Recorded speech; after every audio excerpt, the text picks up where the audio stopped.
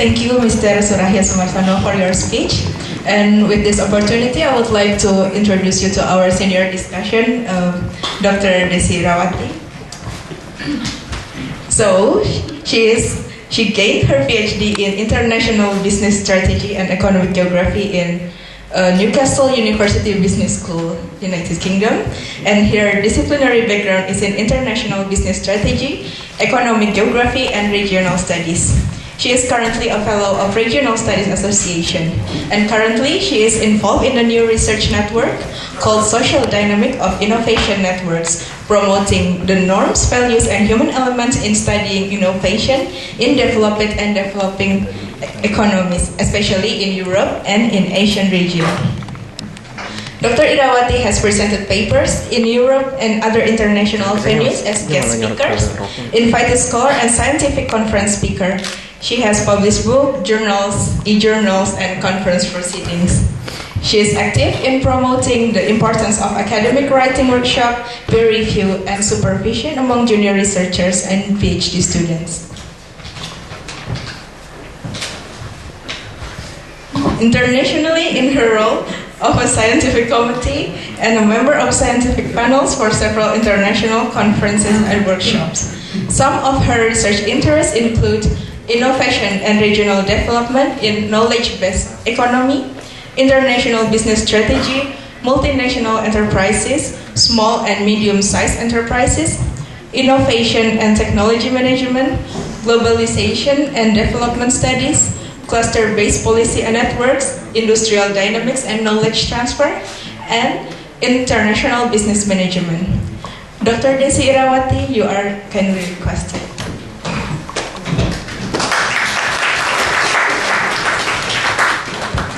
Right, okay, Assalamualaikum warahmatullahi wabarakatuh.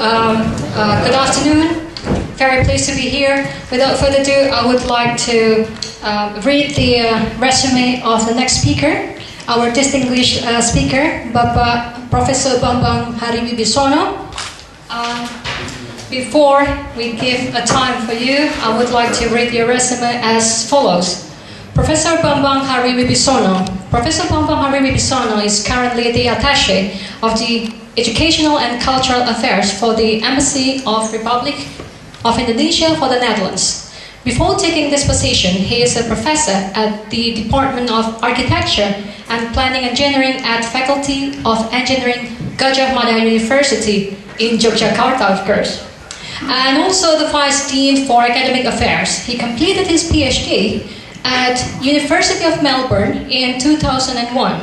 He obtained 2 master's degrees, from University of Wisconsin, Milwaukee. Is it somewhere in New Zealand? Oh, United States. Oh, my apologies. Very exotic names. One in urban planning and one in transportation engineering. He's been a reviewer for several competitive research grants at the National Ministry of Education. He's also an assessor at the National Board of Accreditation. His research interest is urban design and urban planning. Without further ado, let me invite Professor Bambang to come forward to the podium. Thank you.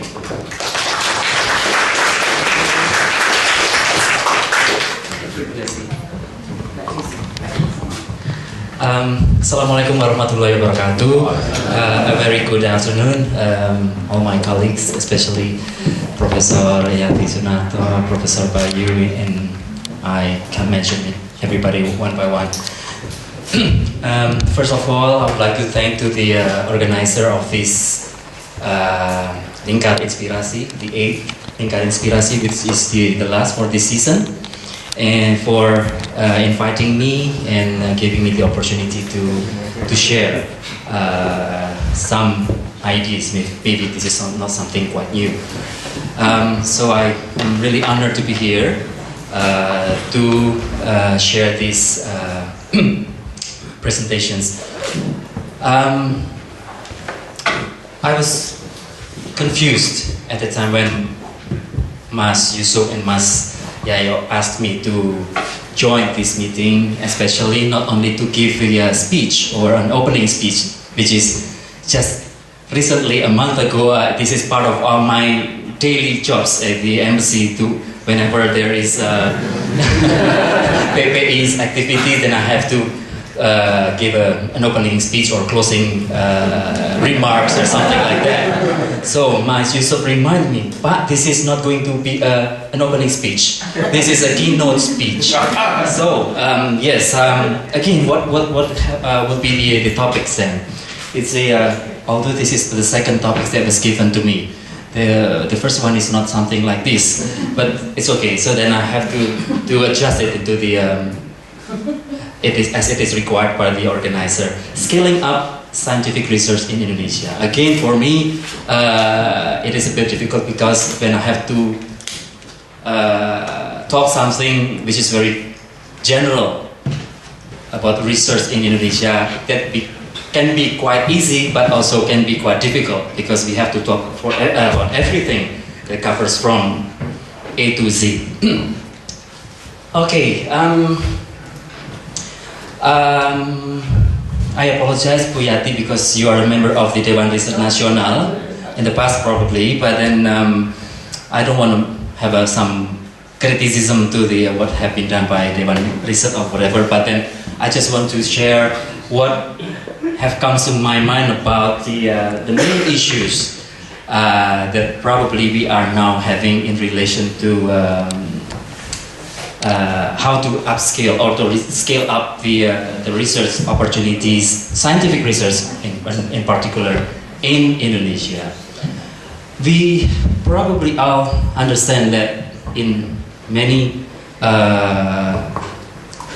medias or publications that research, including the number of activities, the quality of products, and also its publications, and then also, more importantly, the amount of research fund allocated by the government or by other institutions within the country, often used as a measurement to determine a level of development of that country or compared to the other countries. Maybe we will see later on some general figures on it. And then there have been also a relative low interest of the scientists to conduct scientific research publications, as well as it is also related to patents, for instance, as well as on how marketing of the research products in general. And maybe for us, I believe that almost 90% who are sitting here are the staff of higher education institutions from perguruan tinggi. So understand that maybe the three pillars of perguruan tinggi, which is teaching or learning processes, research, and then community services. In some cases, or in most cases, that research is seen as a separate components of the two pillars. Then the last issue that also comes to my mind that I would like also to raise here is that we have quite many institutions or bodies in Indonesia who are also responsible in coordinating research activities. Well, actually, the more institutions or the more bodies, maybe the better for us, because they will provide us with the necessary supports. But then, if it is not clear enough that who will actually be the leading institutions in coordinating the research activities, who is going to take care of the proposals, who is actually preparing the budget at the national levels, and who is going to deliver all of those supports to the higher educations or maybe laboratories or whoever doing or conducting research, then maybe it will be confusing for us. Okay, so those are the main issues that I've been trying to identify. And then again, we have to have a look at this carefully, because sometimes we only use the number of research activities. Sometimes we only have a look at the products and publications. both in terms of their quantity and qualities. But then, mostly are concerned with the amount of fund allocated by the government to support research activities. This is just give us a general information that Indonesia spent only 4.5 billion. Betul ya, triliun itu billion ya? Billion. Yeah, trillion, okay. I thought it was trillion, nggak ada trillion in English. So 4.5 billion rupiah, not yen, not US dollars, not even euros, in 2012, which is only about 0.9 to 1% of the national budget in that year. Let us just compare to, my Aditya is already here yet, because he will be probably one of the speakers later on. I apologize, I would like to ask your permission to use this speaker because he presented last week in Student Day at the time. Just to compare with the other countries, even Israel is on that very high number there. Japan has the research fund allocated by the government up to 30% of the national budget. Singapore, although it's far below Japan, still 2.36%. Thailand, maybe less, again, 0.21%, which is even less than us. But Indonesia only 1%. So we can actually compare with the other countries. We are still there. I don't know when will we get here. Hopefully next year. Okay, this is also another figure showing the number of publications in relation to the research outputs or products. It's so sad to see this figure because we are still swimming at the bottom of the pool, as we see here. Let's have a look particularly to China, for instance, which is climbing up really fast, yeah, within the last 10 years in terms of the number of publications. So let's just not diving up to the bottom of the sea, but then also how to do like what has been done by China in this case. So I think what we really need to look in the very near future is what would be the orientations of the research, because there are many research that can be oriented differently from one type of research to the other type of research.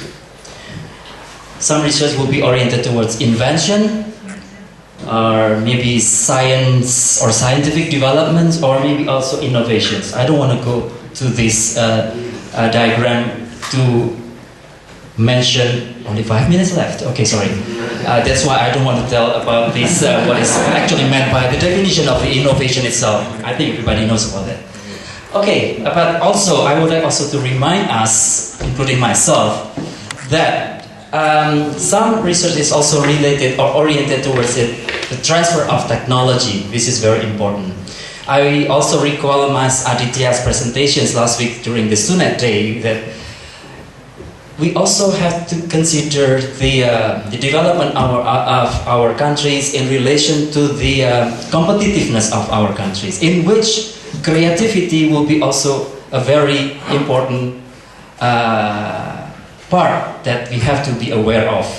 So the cycle that will lead us from, whether it started from the discovery, then disclosure, evaluation, blah blah blah blah, and then ended up with the public use and financial returns, and then we'll also coming back again to the discovery. So it's a kind of a technology transfer process that should be embedded within the research activities.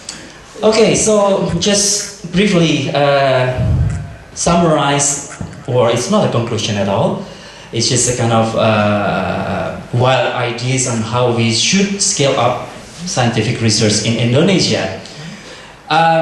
It has to be more oriented towards the need for technology, invention, innovations, also development. Sorry, the missing development, scientific developments in this list.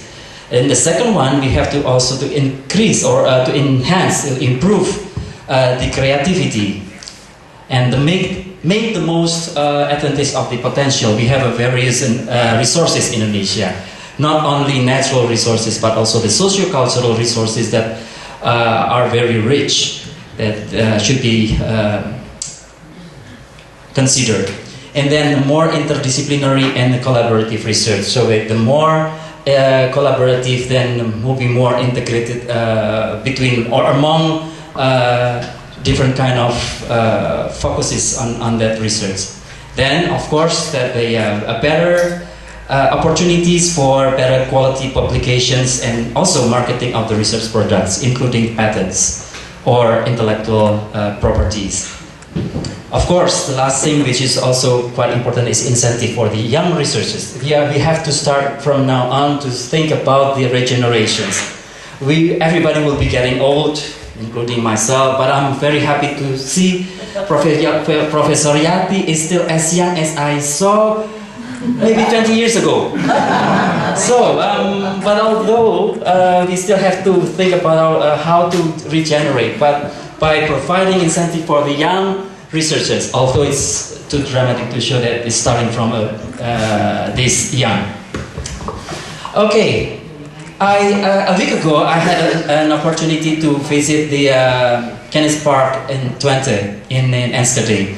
This is just an example on how the collaborative research between universities or higher education institutions and then the government, local communities and companies or corporate bodies. So I think this is a very good example on how these foundations, this stichting provides supports for all the stakeholders who are interested in preparing, whether it's a kind of a scientific research but also applied research that also can help the local community to solve their problems in a single entity, by every stakeholder. So we might also have to think about on how we should develop this kind of organizations. Okay, I think that's about it that I would like to share. Maybe this is very general ideas, nothing quite specific, so please don't expect too much. Terima kasih. Assalamualaikum warahmatullahi wabarakatuh.